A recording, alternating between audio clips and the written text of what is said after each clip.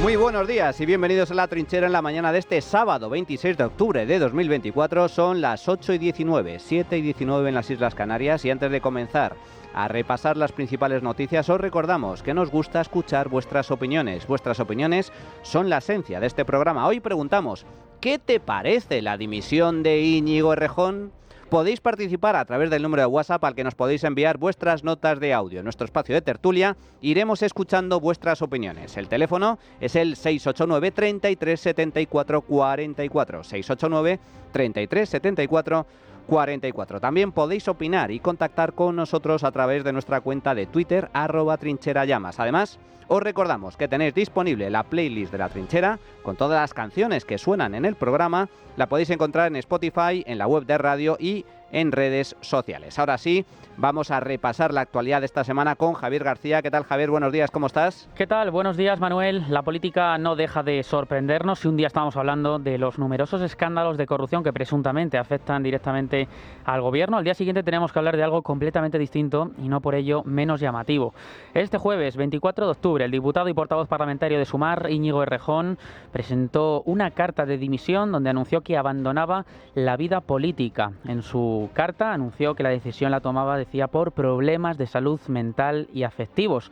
Lo cierto es que la renuncia llega tras una ola de acusaciones de violencia doméstica. El miércoles, la periodista Cristina Fallarás publicó en sus redes sociales el testimonio de una mujer que no revelaba su nombre. Un intercambio de mensajes con referencias a una relación con un político que vive en Madrid, muy conocido. Esto decía el mensaje en esta red social. Ahí denunció que llegó a sufrir acoso sexual por parte de dicho político. La periodista Cristina Fallarás asegura que tiene hasta 11 testimonios parecidos. El hasta ayer portavoz de Sumar no negó en un principio estas acusaciones y más tarde las confirmó, incluso a su propio partido. A las denuncias anónimas se sumaba también, posteriormente, la de la actriz y presentadora Elisa Muliá, quien a través de X, antigua Twitter, aseguró también haber sido víctima de Íñigo Errejón y posteriormente acudió a comisaría para formalizar la denuncia. La actriz denunció haber sufrido acoso por parte de Íñigo Errejón en el año 2021, en una fiesta después de la presentación del libro del político. La policía ya ha abierto una investigación, es la novedad, y ha remitido la denuncia al juzgado. Estaremos pendientes en las próximas horas de los próximos movimientos judiciales, si es que los hay. Ahora podría enfrentarse Íñigo Errejón a un delito contra la libertad sexual con penas de hasta 4 años de cárcel.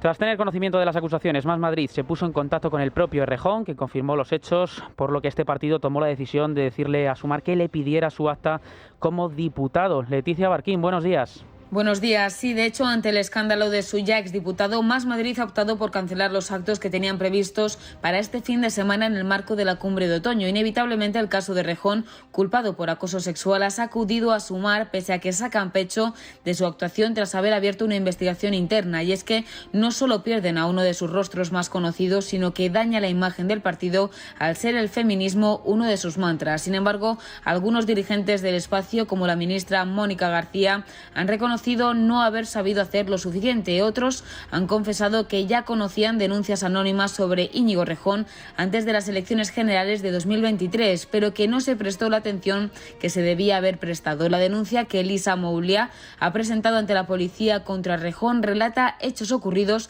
en 2021, pero no ha sido hasta que se ha producido su dimisión cuando han comenzado a hablar desde dentro de Sumar sobre esto. Pese a que aseguran que Más Madrid pidió a Sumar que exigiera el acta como diputado a Errejón tras reconocer a su partido que las denuncias eran ciertas, los de Yolanda Díaz actuaron con total normalidad, puesto que Errejón compareció en la habitual rueda de prensa, acudió al pleno e incluso fue la voz más crítica tras la comparecencia de la ministra de Vivienda. Desde Podemos, donde Errejón arrancó su carrera política, Pablo Iglesias ha asegurado que de esto ya se hablaba desde hace un año, pero se escuda en que cuando fundaron la formación morada juntos no era así. Ahora la figura de Yolanda Díaz está en entredicho, mientras Sumar se descalabra un año después de que se firmara su pacto de coalición con Pedro Sánchez. Distintos partidos aglutinados en Sumar, como Izquierda Unida, ya han pedido responsabilidades a quienes conocieran los testimonios contra Errejón. Gracias, Leticia. Sumar además ha convocado una reunión de urgencia para hoy y será hoy mismo también cuando el ministro de Cultura, Ernest Urtasun, va a dar una rueda de prensa para dar explicaciones, ya que la pregunta es quién y desde cuándo conocía lo que estaba sucediendo con Íñigo Errejón. Y ayer Ayer, Más Madrid cesó a la diputada Loreto Arenillas tras su negativa a dimitir. La diputada estaba acusada de mediar con víctimas de los presuntos abusos de Errejón y finalmente ha dejado su acta en la Asamblea de Madrid, ha abandonado su partido y les ha acusado a Más Madrid de quitarle, dice, la presunción de inocencia.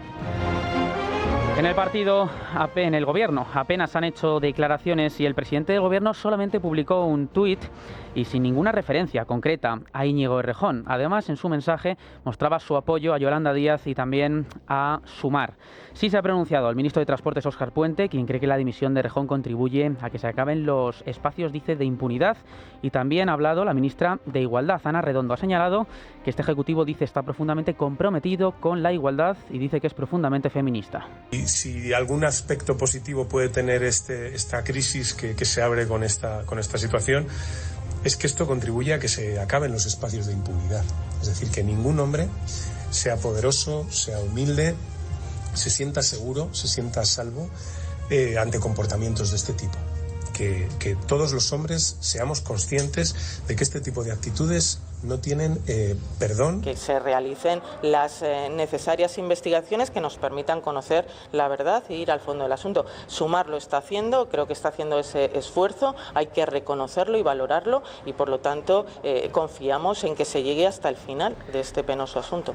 Y en el Partido Popular piden que no se utilice la salud mental para tapar el caso. El portavoz del Partido Popular en el Congreso, Miguel Tellado, ha pedido a Yolanda Díaz que aclare todo lo que sabe y que colabore con la justicia para esclarecer si hay más víctimas. La pregunta que debemos hacernos en este caso es si Yolanda Díaz lo sabía y lo tapó. Si la dirección de Sumar lo sabía y lo tapó, deben asumir de forma inmediata responsabilidades. Cualquier político, no, cualquier persona está obligada a ponerla en conocimiento de la justicia. Y por lo tanto nosotros lo que exigimos a Yolanda Díaz son responsabilidades políticas sobre lo que ocurría en el seno de su partido. Pues estas son, Manuel, las reacciones. Ya hemos visto además esa reacción de Pedro Sánchez, que necesita apoyar a sus compañeros de coalición. El hundimiento de Sumar podría provocar el hundimiento también del gobierno. Ahora Sánchez y Díaz tienen que gestionar una realidad compleja, una realidad política bastante difícil. Sánchez, cabe recordar, eligió como número 2 a José Luis Ábalos y Yolanda Díaz eligió como número 2 a Íñigo Errejón. Ha sido una grandísima semana para la política española. Desaparece del mapa político Íñigo Errejón. Desaparece del mapa político Ada Colau. Dos desastres de la política española. Dos personajes que han contribuido a radicalizar, a polarizar la sociedad española y la política, a dividirla y a generar sectarismo, defensores además de tiranías, de dictaduras como la venezolana, comunistas que han gestionado horrorosamente mal cuando han tenido oportunidad. Una gran noticia que se hayan ido, como digo, tanto Errejón como Ada Colau. En el caso concreto de Errejón, más tarde tendremos oportunidad en el tiempo de tertulia para analizar las diferentes variables, que hay muchas y todas ellas ciertamente interesantes e importantes desde el punto de vista político. Pero lo primero que hay que decir sobre esto es que a mí no me da ninguna pena Íñigo Errejón. Es un hipócrita y es un cínico, porque Errejón iba de defensor del feminismo, de azote contra los machistas, contra la violencia machista y heteropatriarcal. Vaya, vaya, vaya. Hipócrita y cínico. Pero también un miserable. Y Errejón es un miserable porque en su carta de renuncia, ¿a quién echa la culpa? Al sistema, al neoliberalismo imperante, al ambiente, a su vida estresada, en primera línea de la política. Hay que ser cara dura para renunciar, bueno, más que renunciar, te han obligado a dimitir, te han cesado, y echar balones fuera, echar la culpa al ambiente, al dinero, al estrés. Oiga, señor Errejón, si admite los hechos en privado, admítalos también en público y diga la verdad al conjunto de los españoles y diga por qué dimite realmente. Y asuma su responsabilidad. Esto es muy curioso, lo de la izquierda. siempre es culpa de un factor externo, exógeno. En este caso, el neoliberalismo, que tiene narices, ¿eh? Tiene bemoles la cosa, ¿eh? Esa carta de Errejón, como todas sus inventos intelectuales, merece un análisis detallado. Errejón ha sido víctima de una particular campaña de Me Too a la española en el ámbito de la izquierda. Es un nuevo ejemplo de justiciero ajusticiado. Yo soy totalmente contrario a este tipo de campañas. Cacería de brujas. Juicios sumarísimos y populares. Las denuncias no se presentan de forma anónima. Se presentan con nombre y apellidos ante la justicia, ante la policía. Y la presunción de inocencia se mantiene y respeta en todo momento. Nosotros no somos como ellos. La izquierda ha borrado de un plumazo la presunción de inocencia en este país. Errejón es inocente hasta que se demuestre lo contrario. Lo cual no quita que sea un hipócrita, que sea un cínico y que sea un miserable. Pero no, a día de hoy no es un delincuente, ni es un criminal. Y las denuncias habrá que demostrarlas donde hay que demostrarlas. ¿Y qué me dicen de sus compañeros de partido? Tanto político como compañeros de carácter mediático. La izquierda política y mediática esto lo sabía desde hace tiempo. Se rumoreaba, se conocía y se tapó. Y se tapó. Se encubrió, no dijisteis nada. Os quedasteis calladitos durante meses y meses. ¿Por qué no denunciasteis? ¿Vosotros no sois los adalides de la defensa de la mujer? ¿Los grandes combatientes contra el machismo imperante y contra la violencia sexual? ¿Y por qué no habéis denunciado? ¿Por qué os habéis callado durante tantísimo tiempo sabiendo que había este tipo de quejas y denuncias y que en los círculos, en los pasillos se conocía este tipo de comportamientos condenables, a lo mejor moralmente, pero desde luego, como digo, habrá que demostrarlo en los juzgados, sí, penalmente, y no dijisteis nada durante todo este tiempo. Yo a esto lo llamo también hipocresía y cinismo, pero ya a nivel de partido, a nivel ideológico. Y por último, la operación política que hay por detrás, porque aquí Podemos está encantado con la operación. Se ha quitado Pablo Iglesias a su gran enemigo. ¡Ay, amigos, la venganza! La política es una máquina de picar carne. No hace rehenes. No, no. Ahora nadie conoce a Errejón. Nadie ha sido amigo de Errejón. Hay las purgas en la izquierda. Esto va a tener consecuencias también a nivel político. Las analizaremos después.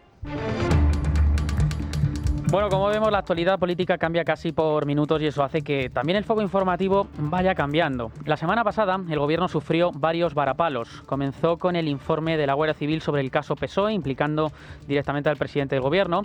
Luego el Tribunal Supremo imputó al fiscal general del Estado, algo inédito en nuestra democracia, en nuestro país. Y finalmente, el Tribunal Superior de Justicia de Madrid tumbó la querella presentada por Pedro Sánchez contra el juez Peinado por presunta prevaricación. Ante estos serios problemas para el Gobierno, a los que esta semana, por cierto, se han conocido más, Moncloa ha utilizado la estrategia, gracias a la presidenta de la Comunidad de Madrid, Isabel Díaz Ayuso, de cambiar el foco que apunta a su corrupción y centrarlo en las disputas internas del Partido Popular tras la negativa de la presidenta de la Comunidad de reunirse con Pedro Sánchez. Ayuso tendría que haber acudido ayer viernes al Palacio de la Moncloa para reunirse con el presidente del Gobierno dentro de esa ronda de consultas que el jefe del Ejecutivo está realizando con los distintos presidentes autonómicos. La presidenta madrileña ya hizo en el arranque del curso político un llamamiento al resto de varones autonómicos para rechazar estos encuentros, pero ninguno de sus compañeros le hizo caso. Este lunes, sin embargo, la líder madrileña cumplió su palabra y rechazó la invitación de Moncloa de acudir a dicho encuentro. Ayuso argumentó que no lo hace por la negociación abierta para el cupo catalán y por las difamaciones, que lo hace por las difamaciones que le ha ido diciendo Pedro Sánchez y también otros ministros durante estos días atrás.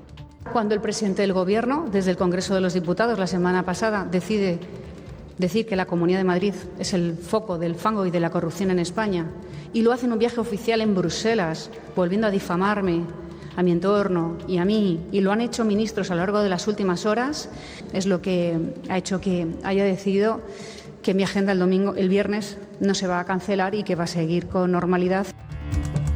Precisamente esto es lo que ha utilizado el Gobierno para atacar a la presidenta y al líder popular Alberto Núñez Feijóo. Este hecho ha generado un choque interno en el PP porque hace menos de un mes Feijóo consideraba un error no acudir a las reuniones con el presidente del Gobierno. Si un presidente autonómico no acude al Palacio de la Moncloa, cree que comete un error. La presidenta Ayuso sabe muy bien que su responsabilidad es defender los intereses de los madrileños y practicar una política de Estado. Bueno, pues vamos a conocer cómo ha sentado en el Partido Popular la desautorización del criterio expresado por Génova y en qué posición queda también Alberto Núñez Feijóo, quien ahora, después, respaldó a Isabel Díaz Ayuso. Maite Loureiro, buenos días. Buenos días. En el PP la incomodidad por la decisión de Ayuso era manifiesta a pesar de que Feijóo habló con ella y le mostró su comprensión. Sin embargo, atrapado por sus palabras de días atrás, cuando dijo que sería un error no ir a Moncloa, el presidente del partido intentó eludir a la prensa para no pronunciarse. Os agradezco mucho a todos. Vamos. No podemos explicarlo mejor. ¿Recomendó a Ayuso reunirse con el presidente del Gobierno? ¿Cómo no voy a respaldar a Ayuso? Un día después, al comparecer en el Congreso en rueda de prensa para hablar de la inminente imputación de Ábalos, tenía que responder de nuevo sobre la decisión de Ayuso. La corrupción a borbotones que estamos viviendo. El Gobierno dividido entre sí y sus socios más cada día. Miles de pasajeros atascados en los trenes y en las estaciones españolas. Un tren a punto de chocar con otro con un centenar de viajeros y para el Gobierno la cuestión es la señora Ayuso. Yo llevo algunos tiempos en política y le puedo asegurar que no me voy a despistar. Yo comprendo que lo que pretende el Gobierno es hablar de la señora Ayuso, pero lo que quieren saber los españoles es lo que está pasando en su Gobierno. Los líderes autonómicos del PP han mostrado su apoyo a la presidenta de Madrid, aunque defienden que su situación es distinta por no ser objetivo permanente de los ataques de Sánchez. Gracias, Maite. Esta situación en el PP supuso a principios de semana un alivio para el Gobierno, que aprovechó para dejar de lado todos los escándalos que le afectan y atacar directamente a Ayuso y al líder popular. Escuchamos a la ministra portavoz Pilar Alegría y a la vicepresidenta segunda Yolanda Díaz, también al portavoz socialista Patxi López. Con esta decisión de la señora Ayuso es si me permiten, un nuevo varapalo a ese ya liderazgo menguante del señor Feijóo. Lo que está haciendo no es poniendo en jaque al Gobierno de España, sino que está poniendo en jaque al Partido Popular y el liderazgo del señor Feijóo. Feijóo opina de esto lo mismo que las últimas 100 veces. Nada, porque se lo come con patatas. Porque una y otra vez Ayuso demuestra quién manda. Así cuestionan el liderazgo de Alberto Núñez Feijóo desde el Gobierno, pero además la portavoz del Gobierno va un paso más allá. En la rueda de prensa posterior al Consejo de Ministros del martes, Pilar Alegría acusó a Ayuso de absentismo laboral, a lo que le contestó desde el PP el portavoz Miguel Tellado. Un claro ejemplo, como digo, el no asistir a esta reunión, aparte de calificarla como un error, es que es un claro ejemplo de absentismo laboral. No cumplir con tus compromisos, no cumplir con tus responsabilidades única y exclusivamente, como digo, por capricho personal o por tacticismo político interno. Hombre, que el Gobierno hable de absentismo laboral después de los 5 días que se tomó Pedro Sánchez para asimilar la imputación de su esposa con aquella carta lacrimógena que le envió a la sociedad española, yo creo que es una burla en toda regla. Yo creo que a Pilar Alegría le escriben argumentarios para tumbarla antes del Congreso Federal.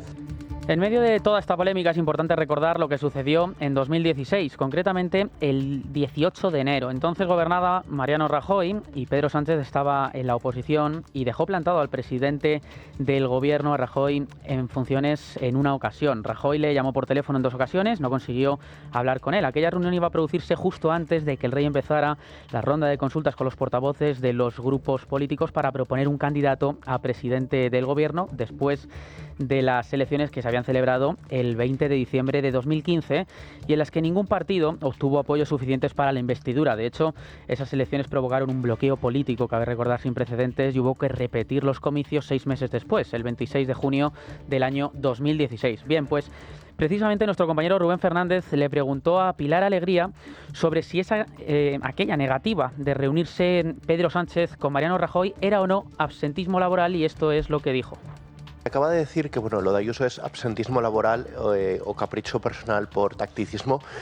Me gustaría saber si esto es aplicable a lo que, por ejemplo, Pedro Sánchez hizo con Mariano Rajoy en 2016, que también le dio plantón cuando era líder de la oposición, y si estaba siendo irresponsable en ese momento. Es que todos los presidentes de las distintas comunidades autónomas, de distinto signo político, están acudiendo a estas reuniones. ¿Qué nos parece? Un ejercicio de absoluta irresponsabilidad y sí, lo reitero, de absentismo laboral, que es como se llama cuando uno no acude a su trabajo o no cumple con sus obligaciones. Como vemos, la portavoz no contestó a la pregunta de nuestro compañero. Todo esto se produce cuando la jueza que investiga el caso de la pareja de Isabel Díaz Ayuso ha admitido parcialmente el recurso del Partido Socialista y de Más Madrid y ha acordado la apertura de una pieza separada para investigar la relación de Alberto González Amador con el grupo Quirón. Cabe recordar que la pareja de Ayuso lleva vinculado al ámbito sanitario desde hace muchos años. La magistrada ahora va a investigar si se benefició de determinadas operaciones empresariales del grupo Quirón. Por su parte, este ha anunciado que va a recurrir el auto ante la Audiencia Provincial de Madrid al considerar que no es ajustado a derecho y a la realidad del proceso. Esta noticia de la apertura de esta nueva pieza la conocimos el pasado miércoles por la tarde. Lo llamativo aquí es que el miércoles por la mañana, la vicepresidenta primera y ministra de Hacienda, María Jesús Montero, adelantó a los medios de comunicación que pronto se conocerían más cosas sobre la investigación de González Amador. La señora Ayuso debe dimitir, el señor Feijóo tendría que estar pidiéndole explicaciones a la señora Ayuso y no estar permanentemente echando paletadas de tierra a todas las cosas que conocemos, que surgen, y me imagino que en los próximos días tendrán ustedes acceso a más información que a todos nos escandalizará. Esto decía la ministra de Hacienda. Cabe recordar que la ley impide a los ministros de Hacienda obtener información sobre la situación tributaria de cualquier ciudadano. Lo adelantó el miércoles por la mañana y luego conocimos esta otra información el miércoles por la tarde. Por su parte, la presidenta de la Comunidad de Madrid acentúa su batalla contra el gobierno y ha advertido que España ya es un estado policial por el abuso institucional de Pedro Sánchez. Las prácticas que han arrasado con la democracia en muchos países, por ejemplo, hispanoamericanos, han llegado a Europa de la mano de nuestro presidente, aconsejado por el anterior, como estamos viendo en los momentos más difíciles de Venezuela. España ya es un estado policial. Hoy sabemos esto, que el ministro del Interior nombrará a dedo a los policías que investiguen casos judicializados. Esto es, que no se investigará la corrupción que afecta a su gobierno, a Sánchez mismo, a Begoña. Corrupción que están destapando medios de comunicación libres e independientes. El novio de Isabel Díaz Ayuso ha presentado dos demandas, una contra Pedro Sánchez, al que le pide 100.000 euros, otra contra Félix Bolaños, al que le reclama 50.000. Esto es por llamarle delincuente confeso. Unas denuncias que se suman también a la que ha presentado contra la portavoz de Más Madrid por llamarle delincuente. En la querella pide a Manuela Berguerot una rectificación de esas afirmaciones y también una indemnización, en este caso de 20.000 euros en concepto de daños morales. La demanda contra Berguerot es la última de una batería cada vez más grande de pleitos contra los políticos que hablan públicamente del presunto fraude de Alberto González Amador. En los últimos meses ha hecho lo mismo respecto también, ha denunciado a María Jesús Montero, también a Diana Morant o incluso a la ministra Isabel Rodríguez. También ha sido noticia la información que publicaba esta semana la cadena SER, que señala que Alberto González Amador habría intentado desgravarse varios gastos de unas vacaciones de 11 días con Isabel Díaz Ayuso. La presidenta criticó este jueves en la Asamblea de Madrid el ataque desmedido por parte del gobierno a su pareja, intentando desguazar su prestigio. Así lo trasladó durante la sesión de control en este pleno ante las críticas de Más Madrid, que le ha echado en cara esa información, la información de la cadena SER que apuntaba a que González Amador intentó desgravarse ante Hacienda un Rolex, un hilo dental, un saxofón y un desodorante. Usted y su novio son tal para cual. El Rolex y el hilo dental, el saxofón y el desodorante. Los gastos más suntuosos y los más insignificantes. Todos les sirven para eludir a Hacienda. Pero vamos a intentar volver con el novio de Ayuso, que tenemos mucho que tapar. Lingotes, 7 ministerios implicados, tramas millonarias, rescates que se fraguaban en la mesa del presidente del gobierno. En fin, señorías, que la montaña de corrupción es tan grande que, créanme, un hilo dental no lo va a tapar. Y según adelantó el periódico El Debate, la pareja de la presidenta no solo nunca se intentó desgravar estos objetos, sino que además nunca fueron objeto de gasto, sino de ingreso, como se refleja en la factura rectificativa, donde estarían detallados. La corrupción se convirtió en la protagonista de la sesión de control al gobierno en el Congreso esta semana. El pasado miércoles las acusaciones volaron por los escaños de la Cámara Baja de una bancada a otra. El Partido Popular centró su ofensiva en María Jesús Montero y Félix Bolaños ante la ausencia de Pedro Sánchez, que en este caso se encontraba de visita oficial en Portugal. En principio, el presidente del Gobierno solamente va a volver a contestar las preguntas de la oposición en el Parlamento a finales del mes de noviembre. Vamos a recordar lo que pasó este pasado miércoles. La crónica parlamentaria es de Jesús Úbeda. Muy buenas, pueblo trincherico. Va la crónica parlamentaria. Sesión tuberculosa la de este miércoles, floja, cetrina, con sangre en la flema. Como el Madrid de esta temporada, exceptuando la segunda parte contra el Dortmund, claro. Con Sánchez y buena parte de su fiel hueste en la cumbre hispano-lusa de Faro, María Jesús Montero y Félix Bolaños, los últimos de Filipinas según Tellado, se ganaron el jornal y la palmadita de su jefe defendiendo en el Pleno la honestidad y la honradez de los imputados Begoña Gómez y Álvaro García Ortiz, presidenta Pachi López Dixit y fiscal general respectivamente, y montando un cadalso parlamentario para el novio de Ayuso, el empresario Alberto González Amador. Carmen Fúnez, vicesecretaria de Organización Genovesa y oradora sin cocer. El caso Sánchez es el mayor caso de corrupción de España, porque es el de un gobierno contra el Estado, contra los jueces y contra la prensa. En su réplica, la también ministra de Hacienda, como poseída por Pazuzu, sacó las garras por el pequeño saltamontes de Dolores Delgado de Garzón, investigado, según ella, por combatir la mentira que dijo la señora Ayuso y el señor Miguel Ángel Rodríguez.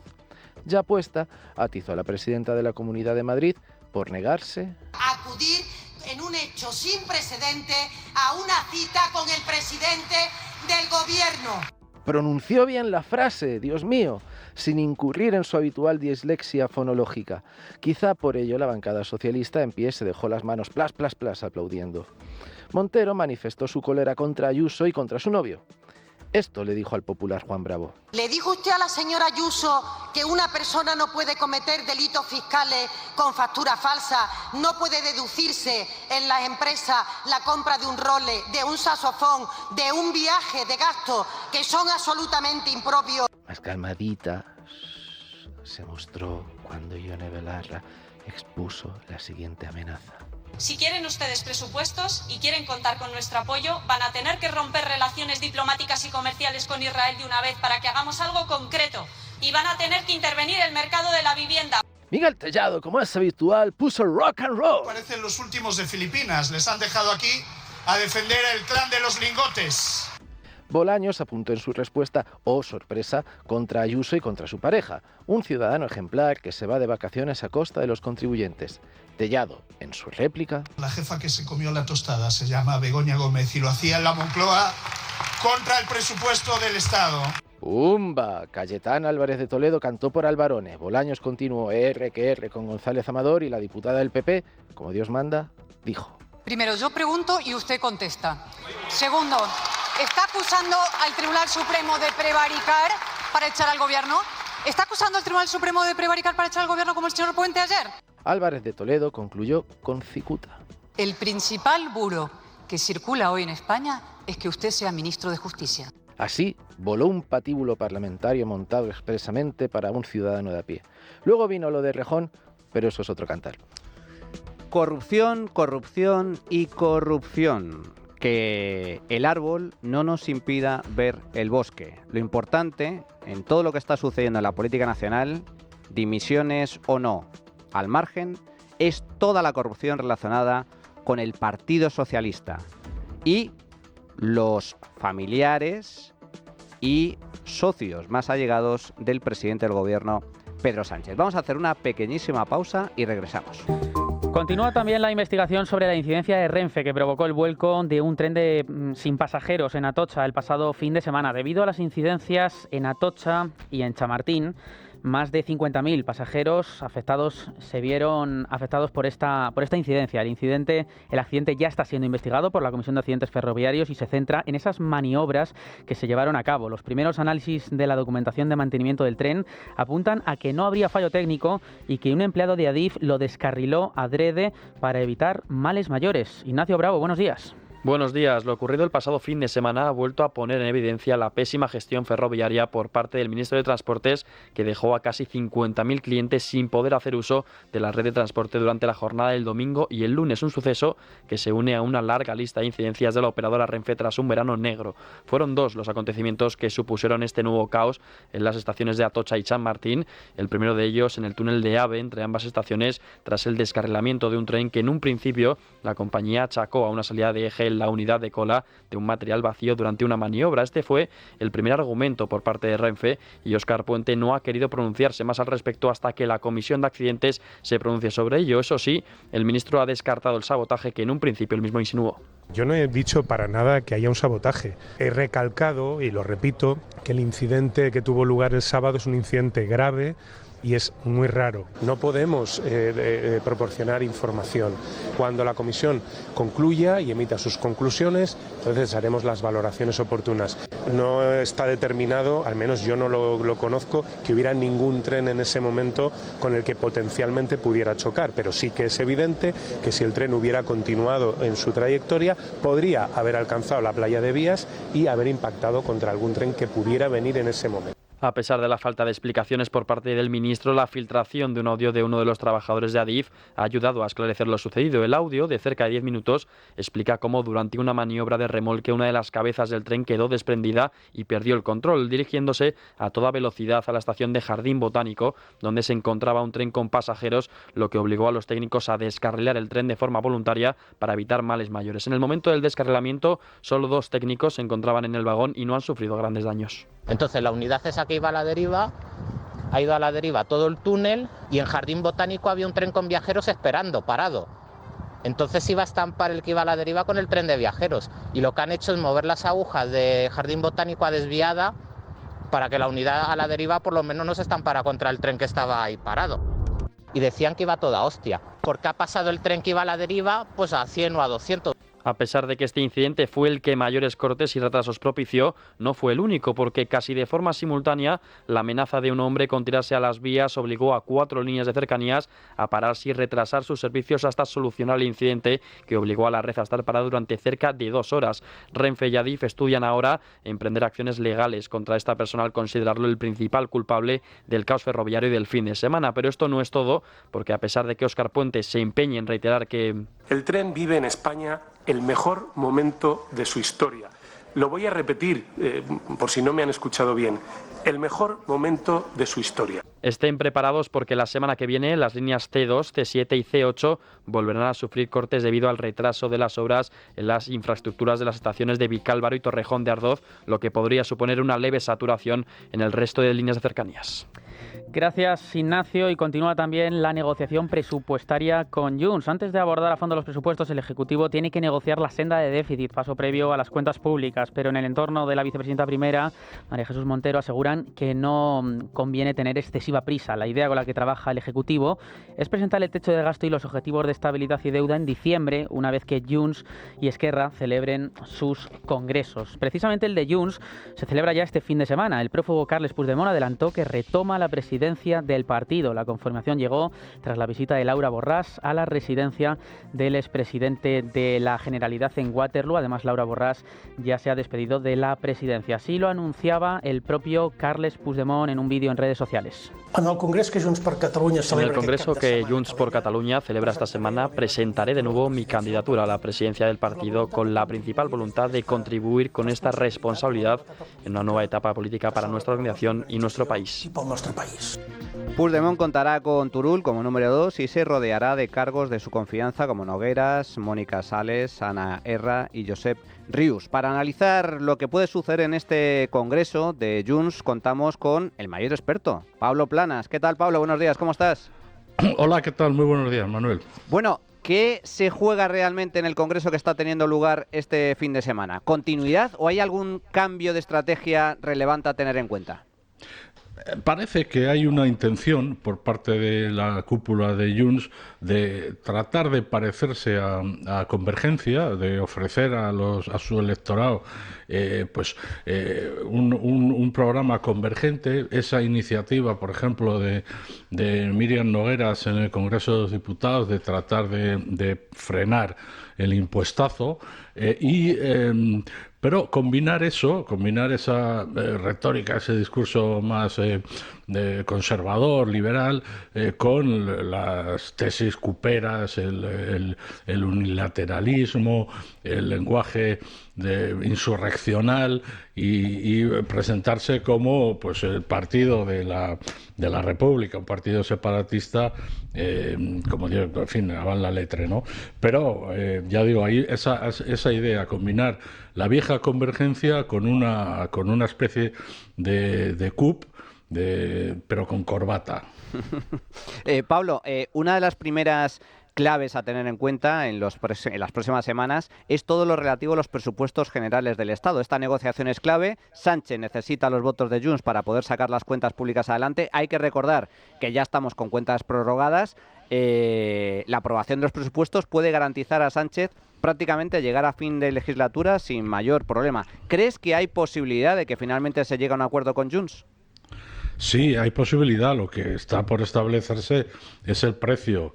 Es que, como en todo, ¿verdad? Aquí Junts aplica una política comercial clara. Está poniendo un precio que tiene que ver con que exige al gobierno que, en fin, fuerce, no saben cómo, al Tribunal Supremo a que aplique la amnistía a Puigdemont por la malversación durante el golpe de Estado, y también un precio en relación a la financiación singular, al cupo catalán, ¿no? Es decir, a ese concierto vasco con el que el Partido Socialista se comprometió con Esquerra para hacer presidente de la Generalitat a Salvador Illa, pero que ahora también exige Junts per Catalunya, que además está aprovechando que Esquerra está en unas horas muy bajas y con una grave crisis interna, para erigirse en la fuerza dominante, en el macho alfa del separatismo. Pablo, ¿va a seguir castigando Junts, como está sucediendo en las últimas votaciones, siempre que hay oportunidad en el Congreso? Junts, vamos, no le tiembla el pulso a la hora de votar en contra de las propuestas, los proyectos que presenta el Gobierno. ¿Va a seguir aplicando esa política de desgaste contra Pedro Sánchez? Sí, sin duda, porque además es la que le da relevancia y la que le pone en el escaparate a Junts per Catalunya, y sobre todo, muy particularmente, al prófugo, a Puigdemont. Pues seguiremos muy atentos a todo lo que tenga que ver con Junts y con este Congreso. Pablo Planas, muchísimas gracias. Fuerte abrazo. Gracias a vosotros. Bueno, pues llegados a este punto, hacemos una pequeña pausa y regresamos con el tiempo de tertulia. La Trinchera de Llamas. Es Radio.